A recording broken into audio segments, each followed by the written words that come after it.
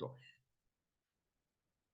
A gente vai começar aqui nos trechos que eu pedi para ler do livro da introdução do Livro do Espírito. Começa aqui na página 14 do livro que está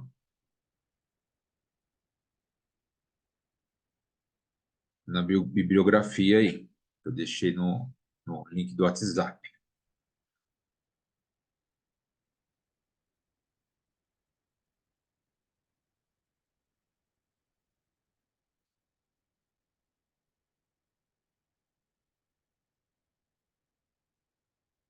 Primeiro, o professor Hipólito, ele vai começar definindo algumas coisas para a gente não se perder no significado das palavras, né? Por exemplo, muita gente confunde espírita ou espiritismo com espiritualista, que é a pessoa que acredita, tem crenças transcendentais, né? Ele vai definir também o significado aqui para ele de alma. Alma no português e no francês, né? A língua dele é francesa, né? A língua mãe do Hipólito Rivail, que é o Allan Kardec, a língua mãe dele é francesa. E alma significa um monte de coisa, né? Então, para a gente não se perder nesses termos, ele começa definindo, né? Tá? Então, ele já começa aqui na introdução, né? Que para se designarem coisas novas, são precisos termos novos. Ou seja, a gente tem que entender que na época que ele começa a escrever, que foi depois de 1855, não se existia nada sobre isso, né?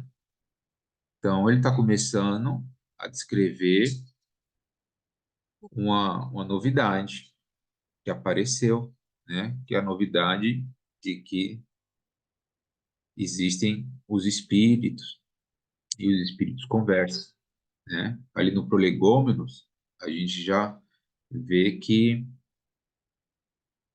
os espíritos começaram a se manifestar e com um propósito que é justamente mostrar para a gente, olha, vocês, a gente está aqui e o mundo não acaba em vocês.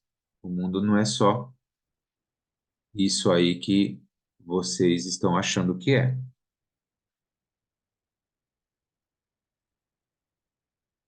Eu não estava.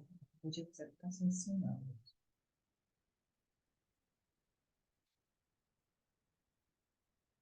Então, ele vai definir aqui, né? Que em vez das palavras espiritual, espiritualismo, para indicar a crença a que vimos de referir-nos, o termo espírita, espiritismo, lembra a origem e o sentido radical. Então, ele não vai usar espiritualismo. Ele criou um termo novo. Esse termo espiritismo é um termo que não existia até ele formar esse termo. Então, espiritismo é o estudo dos espíritos. E o termo espírita é quem está estudando os espíritos a partir do conhecimento e do aprendizado que o professor Rivail começou e introduziu neste livro. Tá? E aí o livro dos Espíritos contém a doutrina espírita.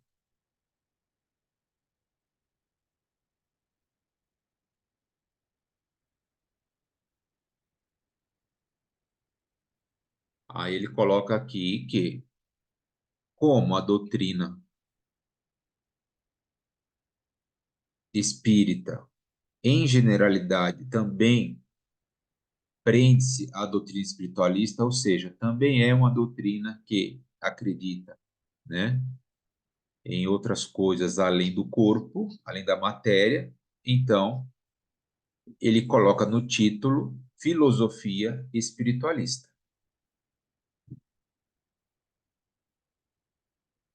Então, cabeçalho encontra a filosofia espiritualista porque pode-se considerar, assim, o estudo do Livro dos Espíritos. E aí, a segunda palavra importante que ele define aqui é alma. Tá? Alma, como eu falei, pode ter inúmeros significados, né? Mas a alma, aqui no Livro dos Espíritos, sempre que ele falar de alma, você vai entender como o espírito encarnado. Então, sempre que falar de alma, alma é o espírito encarnado. Então, todos somos espíritos, certo? Todos somos espíritos. Quem que tem alma? A gente está encarnado. Os espíritos que estão ao nosso redor, com quem a gente tromba todo dia e não vê, esses não estão encarnados. Então, esses não são alma, para o Kardec e nesse estudo. Então, sempre que se referir à alma, isso foi uma definição do livro para que a gente converse no mesmo ponto. Para que eu não fale alma aqui, e você está pensando em outra coisa. Tá? E aqui nessa página 14, ele começa a explicar o porquê disso, né?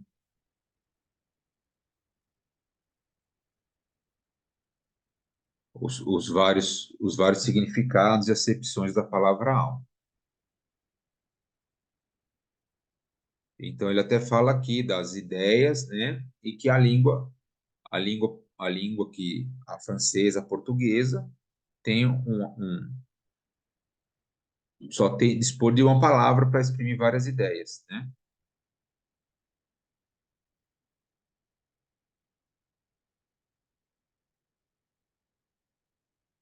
Então, a alma é o nosso espírito que está aqui no corpo. Então, a alma é o que sobrevive. Só que na hora que ele sobrevive e o corpo saiu, a gente vai tratar como espírito. Então, se a gente morrer, a gente vira espírito. A gente está vivo, eu tenho alma. E aí, enquanto eu estou aqui no mundo material, encarnado, eu tenho alma. Depois eu viro espírito e perco a carne. Tá? A outra coisa, não existe mais vivo ou morto. Ora, se eu sou imortal, não tem mais esse termo vivo ou morto. Tem o termo encarnado e tem o termo desencarnado, ou seja, fora da carne. Então, meu espírito pode estar dentro da carne ou fora da carne. Não existe mais vivo ou morto. A gente é imortal, tá? Então, você vai ver que os espíritos falam encarnado, desencarnou, não fala viveu, morreu, tá?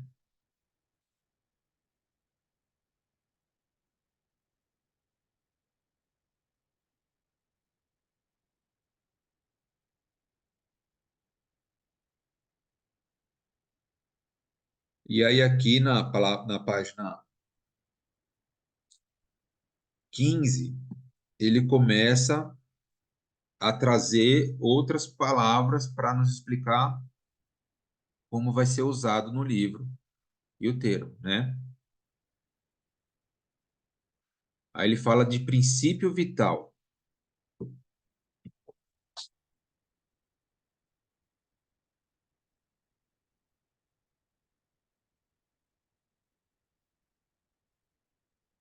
Princípio vital, então,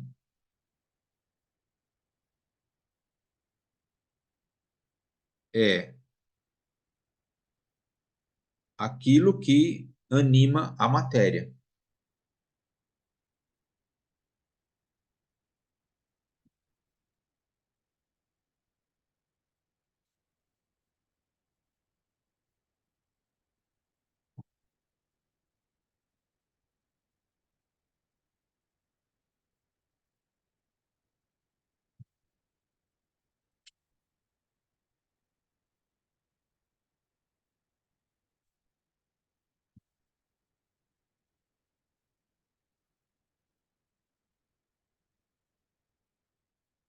E ele fala que alguns chamam isso de fluido vital, né? E aí, na época dele, fluido magnético, fluido nervoso. Mas para a gente resumir isso aqui, a gente vai tratar princípio vital como o princípio que anima a matéria, né? Então, tá lá a matéria imóvel, tem alguma matéria se mexendo, é porque tem princípio vital. Tá lá a lagartinha se mexendo, opa, aquela matéria ali tem princípio vital, né? Então, o princípio vital é um princípio que anima a matéria. Então, é do mundo material.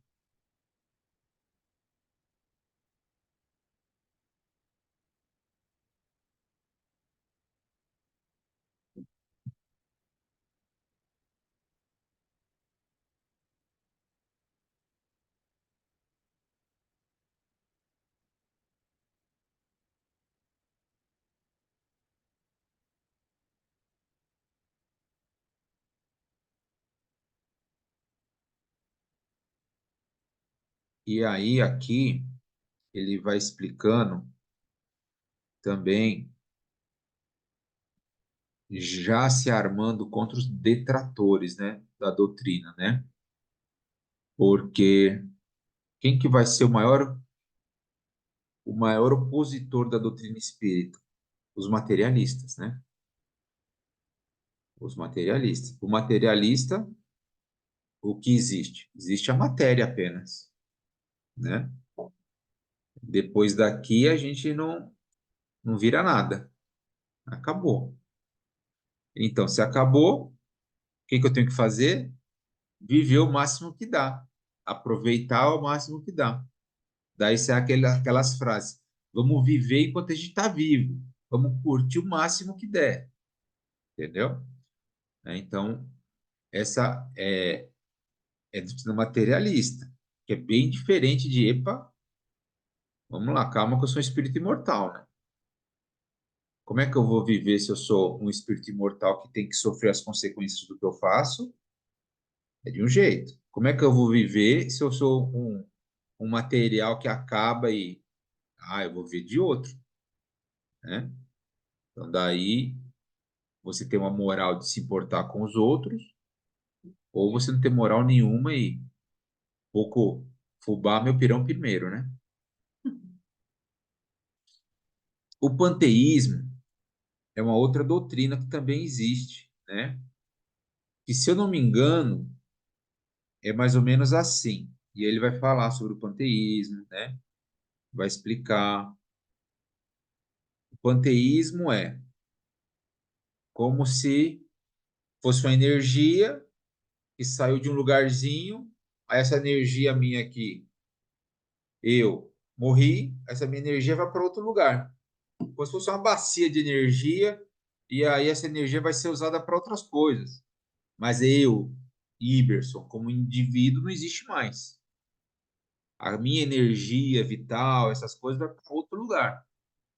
Esse é o panteísmo. Se eu não me engano, é isso, tá?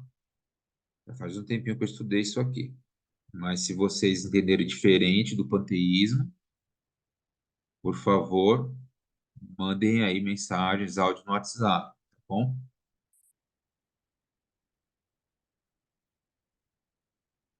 E aí ele vem falando assim, ó, como tudo que constitui novidade, a doutrina espírita conta adeptos e contraditores, né? Eu vou te trazer uma coisa nova, primeira coisa, a gente vai negar o novo, né? Por quê? Não estou acostumado com isso. Imagina a pessoa que mostrou na televisão pela primeira vez para alguém que nunca viu uma TV.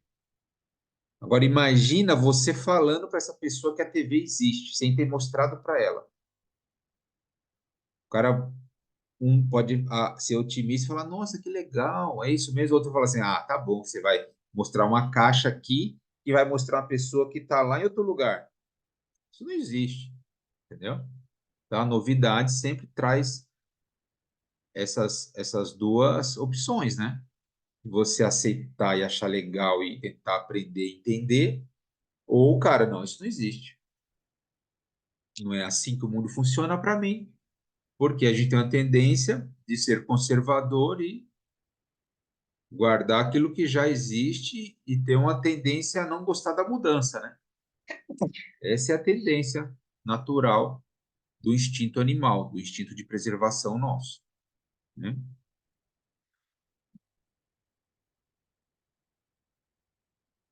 Então ele fala que dirigimos-nos aos de boa fé, aos que não trazem ideias pré-concebidas ou decididamente firmada contra tudo e todos, aos que sinceramente desejam instruir-se, e lhes demonstraremos que a maior parte das objeções opostas à doutrina promanam de incompleta observação dos fatos e de juízo leviano e precipitadamente formado. Ou seja, aqui ele já traz um argumento. Olha, eu estou fazendo esse livro aqui para as pessoas que não têm ideias preconcebidas, aqueles caras, o sabichão, que sabem de tudo. Não, eu já sei de tudo, nem com essa. Ah, isso não existe, isso é loucura, né? Nunca leu, nunca sequer foi procurar, mas fala que não existe, entendeu? Ah, o livro do Espírito é mentira. Nunca leu o livro, sabe nem do que se trata. Espírito não existe, entendeu? Então, esse tipo de pessoa, ele fala, ele não está se dirigindo para esse tipo de pessoa.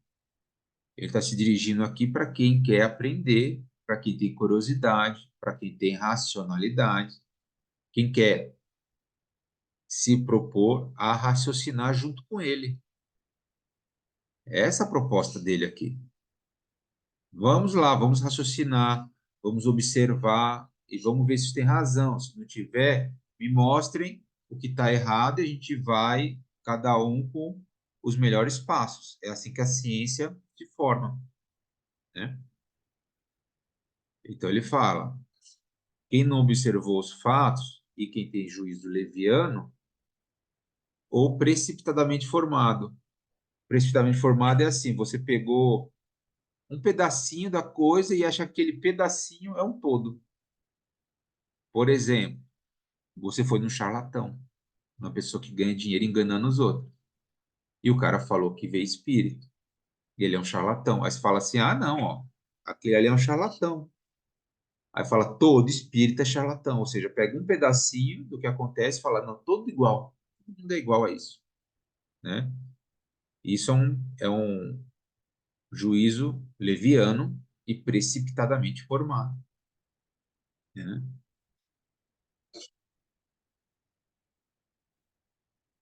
E aí ele começa aqui a falar: olha, o primeiro fato observado foi a movimentação de objetos diversos. Tá? Se não me engano, a partir de 1840 e alguma coisa, foi que começaram a aparecer em diversas localidades do mundo todo, essas histórias de objetos se movendo à toa, a história das mesas girantes, o pessoal se reunia, a mesa de repente começava a levantar, a dançar, né? E aí todo mundo começou a usar isso como brincadeira nos salões de festa, né? Ó, primeiramente foi notado na América. Aí mostra que foi ruídos insólitos, pancadas. E aí depois foi para a Europa. E aí ele fala que ele também ele foi incrédulo, né? Só que aconteceu tanto que uma hora o pessoal começou, opa, peraí, isso aqui tá meio esquisito, vamos ver o que que é isso aqui. E aí começaram a ficar curiosos e estudar o fenômeno, né? E assim é a história da humanidade com tudo, né? Tudo que a gente descobre é porque a gente ficou curioso e foi descobrir, né? Assim a gente descobriu eletricidade, descobriu várias coisas que para a gente é corriqueiro, mas que imagino que era uma lâmpada. Imagino que era acender uma lâmpada para quem usava vela. Imagina o que foi esse conhecimento, né? Então, ele fala aqui: estamos longe de conhecer todos os agentes ocultos da natureza, ou todas as propriedades do que conhecemos. Aí ele fala da eletricidade, A eletricidade multiplica diariamente os recursos que proporciona ao homem e parece destinada a iluminar a ciência com uma nova luz. Olha o que ele fala. A eletricidade está destinada a iluminar a ciência com uma nova luz. Toda a nossa tecnologia não é baseada na eletricidade hoje? Computador que eu estou falando, tudo. Olha só ele, isso aqui é 1855, né? E ele está falando disso.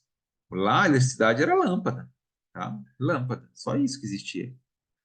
E o rádio, as ondas de rádio, telégrafo, é isso, tá? E assim é um exemplo muito bom da novidade na ciência de uma coisa oculta, que por muito tempo foi oculta da natureza para nós, né? Aí ele fala que o movimento das mesas nada apresentava, e aí ele vai indo, vai explicando, ruídos, tal.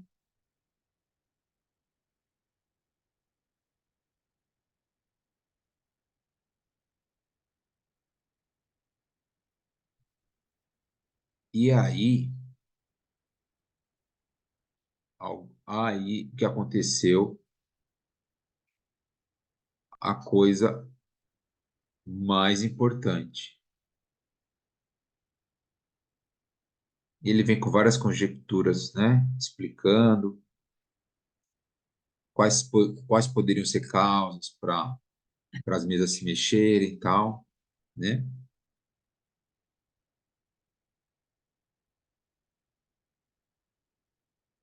E aí ele fala o mais importante. Ora, se o fenômeno ficasse só na levitação das mesas, barulho e tal, a gente ia achar uma causa física, né? Sei lá, alguma coisa, algum parente da eletricidade, algum parente do magnetismo, alguma coisa que a ciência não descobriu, mas que a gente vai descobrir. Só que qual que foi o porém que levou o Allan Kardec a realmente se interessar por esse estudo? Que até então ele era um dos incrédulos. Ele era um dos que a pessoa falava para ele, olha, está acontecendo isso no salão, as mesas dançam, giram. Ele, isso aí é besteira, isso é coisa de bebum de festa. Aí eles descobriram que a mesa estava respondendo a perguntas. Ora, como assim respondendo a perguntas? Se está respondendo pergunta, quer dizer que é uma manifestação inteligente. Quem que responde pergunta? Pergunta para o cachorro, ver se ele responde a pergunta. Sei lá, pergunta o bicho mais inteligente que você conhece na Terra. Qualquer coisa. Sei lá, talvez você consiga fazer um chimpanzé responder alguma coisa razoavelmente inteligente se você treinar muito ele, né? Talvez, né? Você pergunta pro cachorrinho, sei lá, tá com fome? Ele vai lá e bate na coisinha dele de tá respondendo, tá com fome. Ou seja, é um princípio inteligente, né? Ele tem um princípio de inteligência. Ou, então já é uma coisa mais complexa. Não é uma coisa material como eletricidade, então aí ele ficou curioso, né? E aí eles foram, e aí eles foram desenvolvendo meios para aquela mesa responder melhor. Porque perguntava sim ou não, fica difícil, né? Falar assim, e aí, Deus existe? Sim. E aí, a Terra é quadrada ou é redonda? Não dá para responder. É só sim ou não. Tá? A Terra é quadrada? Não. A Terra é plana? Não. Até chegar numa Terra redonda? Sim. Ou seja, uma coisa horrorosa, né?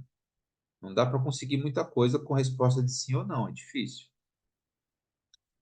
E aí fizeram alfabeto, fizeram várias coisas, né? Acho que a gente tem um brinquedo, né? Que é aquele brinquedo é verdade, de falar com o espírito, que a mesa vai na palavra e vai dizendo. Aquilo lá é um jeito de se comunicar com o espírito. Brincadeira de criança que Eu, quando era criança, eu fiz. Saí morrendo de medo, tudo saiu correndo. Quando o copo se mexeu. É a brincadeira do copo que a gente fazia. A primeira pergunta foi: tem espírito aí? Aí o copo se mexeu e falou sim. Aí a gente tudo saiu correndo. É, brincadeira do copo. Foi engraçado. Mas nunca mais a gente fez. Morrendo de medo. E aí ele vem falando sobre isso. Foi até qual que a gente, eu falei, pedi para ler, qual que eram as páginas? 21, capítulo 5. Vai passar um pouquinho no capítulo 20, eu acho que vai até dia 22. Ah, então, aí aqui, ó, é o seguinte. Aí, de repente, eles amarraram, alguém teve a ideia de colocar uma cesta de vime com lápis amarrado. Aí a cesta conseguia girar, e a cesta ia girando, tal, tal, tal, e o lápis começava a escrever. E aí foi a primeira, aí eles começaram a ter escritas, né? E aí, de repente, eles perceberam que eles não precisavam nem disso. Eles só precisavam que, na verdade, a comunicação vinha de um médium. Ou seja, por que que tinha que ter muita gente na mesa? Porque no meio daquelas mesas sempre ia ter médium, uns mais, outros menos. Médium é a pessoa que tem mais propriedades para se comunicar com o outro mundo, o mundo espiritual. E aí disso vinha a força para os movimentos, para as impressões, né? E aí, quando eles conseguiram isolar a pessoa, que realmente tem esse poder, aí ficou fácil. Coloca-se um lápis na mão da pessoa e o lápis começa a escrever sozinho, né? Então, é assim que começou a facilitar o intercâmbio de comunicação entre os espíritos. E é isso que a gente tem, então, até aqui, a introdução do capítulo 1 ao 4, né? Então, recapitulando rapidinho, ele define o termo espírita, espiritismo, define o que é alma e explica que ele vai começar a trazer para a gente um ensino novo, que isso é para quem está disposto a aprender coisas novas, né? Que você não pode ter pré-julgamentos, você tem que usar a sua razão para ver se o que ele fala tem razão ou não. E aí ele fala que o que motivou isso foi um fenômeno que começou a aparecer nessa época, que era o das mesas. E aí ele explica como é que foi das mesas para o lápis e dos lápis para os calhamaços e calhamaços de comunicações espirituais, das quais ele trouxe o ensinamento dos espíritos. Tá? E por hoje é isso. As dúvidas, vai mandando no WhatsApp, né? Quem não leu até aqui, leia. E aí, se ficou dúvida do que eu falei, pergunta e a gente vai estudando junto. Um grande abraço a todos.